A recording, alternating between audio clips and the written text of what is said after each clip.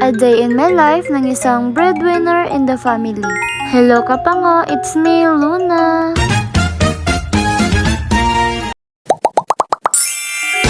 Happy weekend kapango, sana all walang duty or walang work kasi si Pango may work hanggang Sabado. Nakakamiss tuloy maging estudyante. Pero okay lang, nasa reality na tayo kapango kaya laban lang sa buhay. Okay lang na mapagod, magpahinga lang, wag lang sumuko.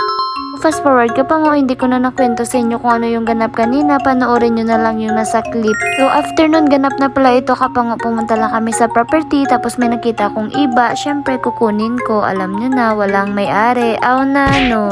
Syempre kapango no, imukbang ko po iyan, tapos yung natira, isasahog ko po sa paksiw. Yes kapango, makakatipid naman po ako dyan kasi instead na gagamit ako ng suka, libre na kasi may iba, o diba?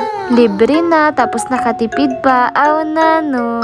Fast forward, off na pala ng duty namin kapango, tapos pumunta lang kami sa downtown. Dito kami nagpahatid kay Manong kasi may bibilin lang po. Yes po, opo, o diba napakagalang kapag may po. Kaya gagamitin natin yan kahit saan tayo magpunta at kung sino yung kausap natin because it's showing respect, o diba napa-English pa si Pango.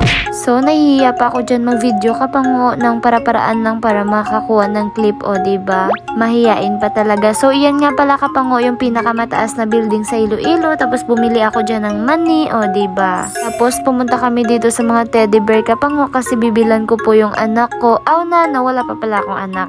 Eme. Uy, hinihingian na nga ako ng apo. Aw na, no, char, soon. Uy, saan sana napunta yung usapan, diba? Kasi bumili nga pala ako dyan kapango ng neck pillow kasi magagamit ko po ito kapag nag-travel, kapag umuwi sa Capiz, tapos pagdating sa boarding house, lumabas ako bumili ng kikiam, ng fishball, at saka Mountain Dew. Syempre, isama ko na yung mani.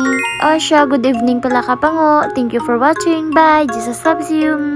See you in my next mini vlog.